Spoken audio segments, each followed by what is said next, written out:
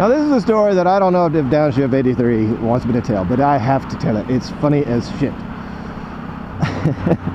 Downshift 83 and I have been friends for a long time, since about 2008. So we've been friends for about 6 years. He's been subscribed to me. He's one of my earliest subscribers I've ever had. He was in like my first 50 subscribers.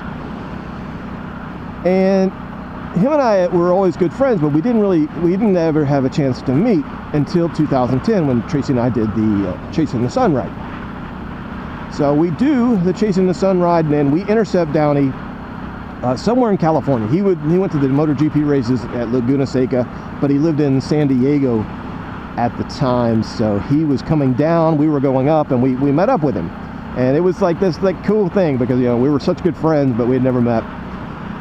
So we decide that we were going to load the bikes in the truck. We didn't want to, we wanted a couple hours to just BS and hang out, so we were just going to load the bikes in the back of his truck and just, make a little mini road trip, a little 3-hour road trip out of the whole thing. It's going to be cool.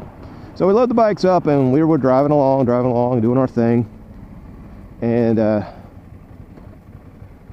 we stop at an Outback Steakhouse. And get some grub. Now, Downshift 83 has this really convincing Larry the Cable Guy kind of country accent, and he can play it perfectly. And I've seen him do it a couple times in this video, but not to the extent that he did it with us. And so he stayed kind of in this character on and off during the road trip. But at Applebee's, or Outback Steakhouse, I'm getting hungry. But at Outback Steakhouse, he stayed in that character the whole time. He made up this personality. He was a guy from Texas, and he was an idiot. He was absolutely retarded, but not mean. He wasn't a mean idiot. He was just kind of a sheltered, uneducated, unworldly country bumpkin. And he gave our waitress hell. And not hell like he was mean to her. He was actually very, very nice and polite to her, but he had her basically explain every damn thing on the menu, because he could barely read, and he didn't understand all the fancy words, like bloomin' onion. One example that I remember distinctively was he had ordered a salad, and there was cherry tomatoes on it, and he points to it, and he's like, "Hey, what's that?" And the girl's like, "It's tomato." And he's like, "That ain't no tomato, it's too damn small." She says, "Well, sir, it's a cherry tomato." "No, what is it then?" She's like, "What do you mean? Which one is it?" "It's a cherry tomato." "Which one is it?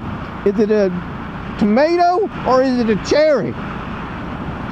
And we are trying not to bust out laughing. We're just trying to stay cool, like this guy just does this shit all the time. I know I'm smiling, but I'm keeping my laughter pretty low key. So she walks away, he turns back into Downshift 83, and he's not the country guy. Mike, I think, is what his name was. I don't remember. Mike or Steve or something. I don't remember what he told her his name was. So we do this the entire meal. Every time she comes back, he's like, "Thank you, darling. Thank you for the water, blah, blah, blah." And then she comes back and gives us her bill, and he hands her the check and all the credit cards and whatnot. And he's like, "I gotta tell you something." And she's like, "What?"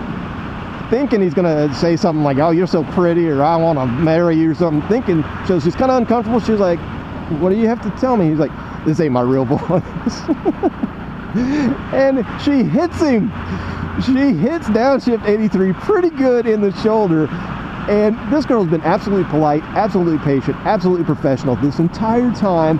And she hits him in the shoulder and goes, "You're a fucking asshole." And we all smile, and then the table just erupts with laughter. So we're all full of Outback Steakhouse, and we're all giddy, we're all laughing and stuff. And then we go and get back in his truck, and we have another hour and a half drive to San Diego, to his apartment down there. And we get there, we go to the store, and we buy some Corona. And Downshift 83 and I get drunk as shit. We drink about a gallon a piece of Corona. And we're laughing and goofing off and giggling and watching footage. You know, what motovloggers do, watch footage. And I thought my bike just died, but I rolled off the throttle because I'm kind of getting cold. And then we go to bed, you know, about 1 o'clock in the morning. Now, Downshift 83 had told me that he had 2 female roommates and that they were in the Navy. But I didn't really think much of it. It was one of those things that went in my head and rolled out. And Tracy's sleeping on the couch. I'm on an air mattress. And God, I hope you guys can hear me. This wind is getting bad. So I wake up at like 5 in the morning and the kitchen light is on. And I'm peeking my eye like I'm still asleep. But I see these 2 Navy uniform chicks in the kitchen. And they are absolutely beautiful. That was the strange part.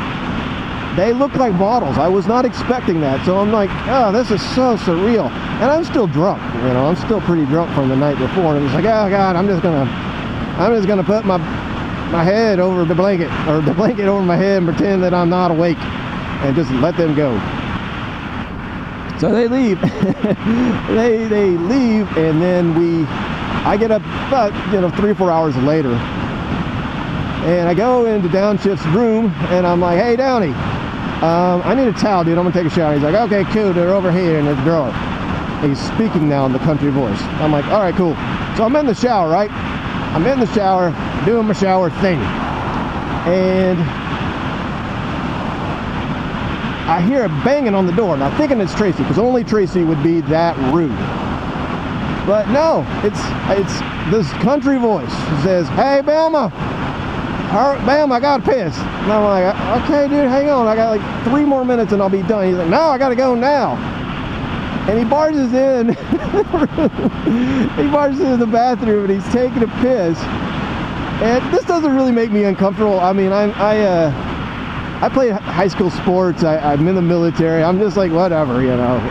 It's not any kind of crazy shit for me. And he's taking a piss, and I start laughing because I realize there's only like a millimeter of vinyl curtain separating me and my naked ass and Downshift 83. And he's like, well, so damn funny. I was like, dude, if our subscribers could see this.